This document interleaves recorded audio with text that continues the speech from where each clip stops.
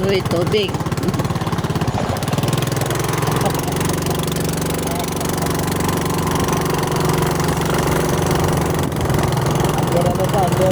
Hawagan ka sa din eh. Hawagan dayan.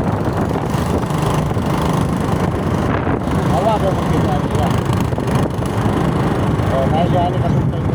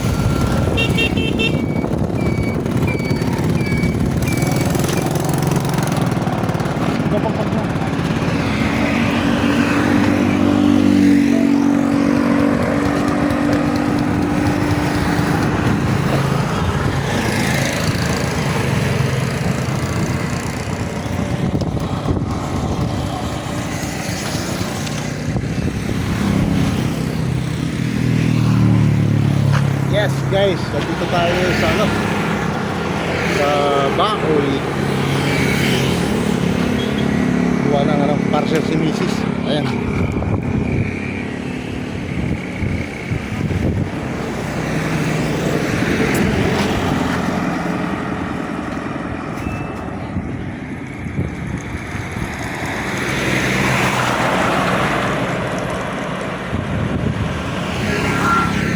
Ang makikita kasi dito talagang yung kalsada niya talagang binago. Talagang malinis yung kalsada niya. Maganda yung pagkakatrabaho. Pero doon sa dinaanan natin kanina, doon sa may Bacoy Bridge, medyo kino-construction pa nila doon kasi gawang nagbago sila doon sa binago nila yung bridge. So gumawa sila ng bago na bridge talagang So ngayon, itong kalsada na ginawa nila dito ay talagang talagang mataas siya doon sa proper na land, mas mataas siya. Tinasan kasi bumabaha nga guys. Kaya nangyayari pag magpapagawa ng bahay dito, unang-una tampakan doon talaga. Gaya nito, tampakan nyo talaga muna bago kayo magtatayo ng gusali. Kasi malalim kasi yan kagaya nung doon sa una, nakalubog yung bahay doon sa sa ano level nitong kalsada. So yun kasi ang taas talaga. Kasi ginawa to kasi gawa nga nung nung bumaba nga siya. So ngayon, pag nakabili ka ng lote rito, obligar ka talaga na na tampakan mo yung area mo. Lote talaga.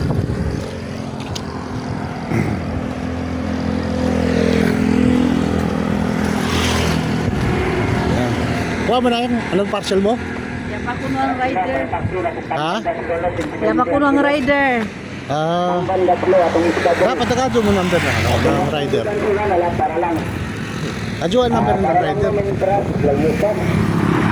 Labay tamban dulu, tamban dulu, tamban itu yang dulu.